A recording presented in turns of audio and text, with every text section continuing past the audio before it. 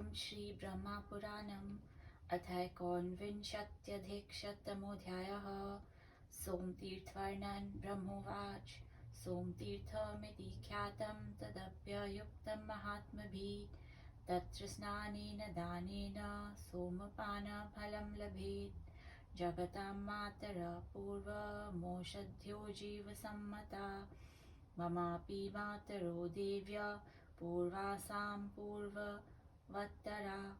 आसु प्रतिष्ठितो धर्म स्वाध्यायो यज्ञकर्म च।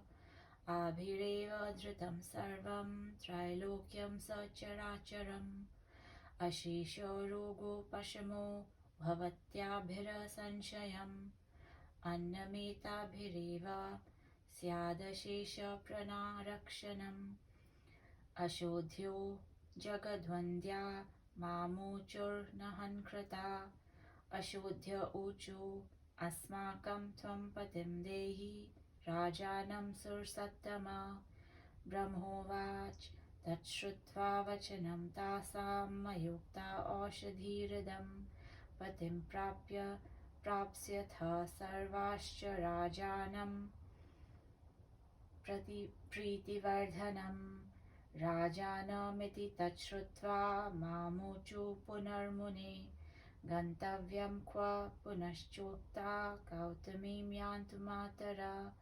तुष्टायामथ तस्यां वो राजास्याल्लोकपूजितः। ताश्च गत्वा मुनिश्रेष्ठः तुष्टुवुर्गौतमीं नदीम्। ओषध्य ऊचु। किं वा करिष्यन् भववर्तिनो जना। नानाघसङ्खाभिर्भवाच्च दुःखिता। न चागमिष्यद्भवती भुवं चेत्पुण्योदके गौतमी शम्भुकान्ते। को वेत्ति भाग्यं नरदेहभाजां महीगतानां सरितामधीशे। एषां महापातकसंहन्त्री त्वमम्ब गङ्गे सुलभा सदैव। न ते विभूतिं ननु वेत्ति कोऽपि त्रैलोक्यवन्द्ये जगदम्ब गङ्गे।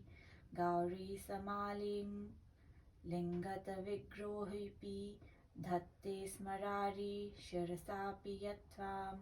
नमोऽस्तु ते मातरभीष्टदायिनि। नमोऽस्तु ते ब्रह्ममहेघनाशिनि। नमोऽस्तु ते विष्णुपदाम्बजननि सृते। नमोऽस्तु ते शम्भुजटाविनिसृते। ब्रह्मोवाच। इत्येयं स्तुवतामीशा किं ददामीत्यवोच। ओषध्य ऊचु। पतिं देहि जगन्माता राजानमिति तेजसम्। ब्रह्मोवाच। तदोवाच नदी गङ्गा औषधिस्ता इदं वच।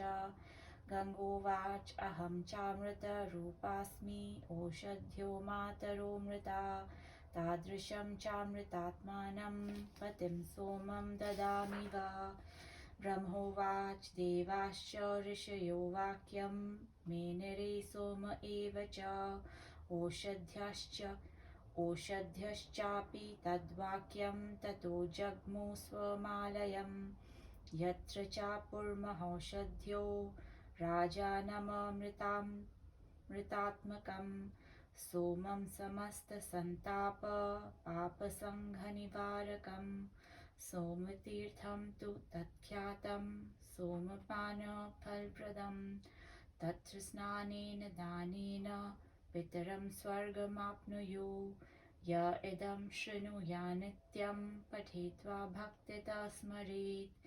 दीर्घमायुर्वाप्नोति स पुत्री धनवान् भवेत्। इति श्री महापुराणे आदिब्राह्मणे तीर्थमाहात्म्ये सोमतीर्थवर्णनं नामोनविंशत्यधिकशततमोऽध्यायः। गौतमी महात्म्ये पञ्चाशत्तमोऽध्यायः।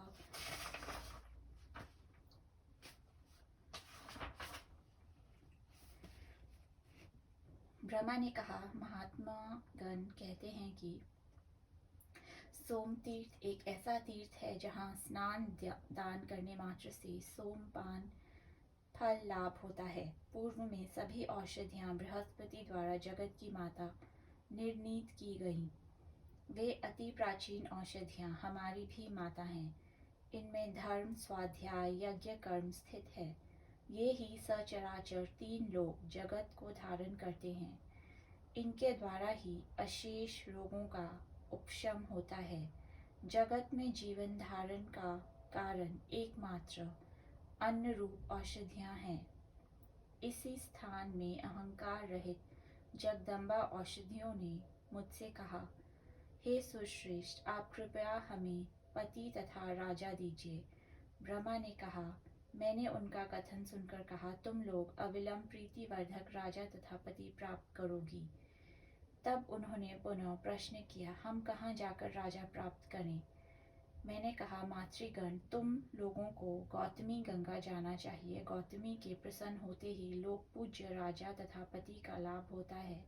हे मुनि नारद, वे मेरे आदेश अनुरूप जाकर गौतमी का स्तव करने लगी।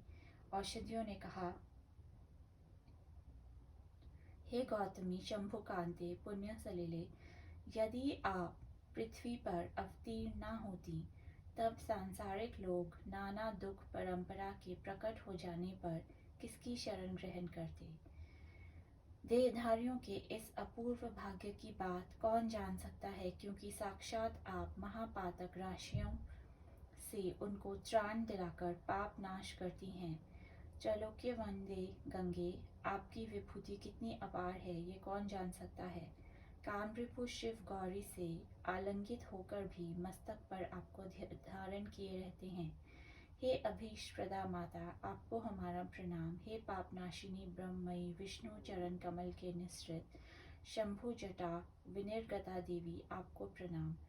ब्रह्मा ने कहा, ब्रह्मर्षियों द्वारा इस प्रकार से स्तव करने पर ईश्वरी गौतमी ने औषधियों से कहा कि क्या प्रदान करूं।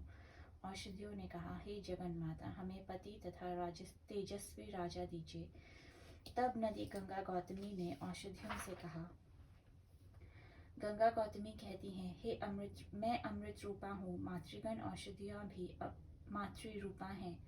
अतः मैं अमृतात्मा सोम को ही पति तथा राजा रूपेण प्रदान करती हूँ। ब्रह्मा ने कहा, ये सुनकर देवता ऋषि सोम एवं सभी औषधियों ने भगवती गौतमी गंगा के कथन का अनुमोदन किया। औषधियाँ अपने स्थान पर गईं। लौटकर उन्होंने सर्व संताप तथा पाप समूह निवारक सोम को प्राप्त किया। वे अमृतात्मक सोम ही उनके राजा हुए, इसलिए ये स्थान सोमपान का फल देने वाला है। यहाँ स्नान दान करने से उसके पितर स्वर्ग चले जाते हैं। जो मनुष्य इस तीर्थ महात्मा को भक्ति पूर्वक श्रवण अथवा पाठ करता है, वह आयुष्मान, धनी और पुत्रवान हो जाता है। 39 अध्याय समाप्त।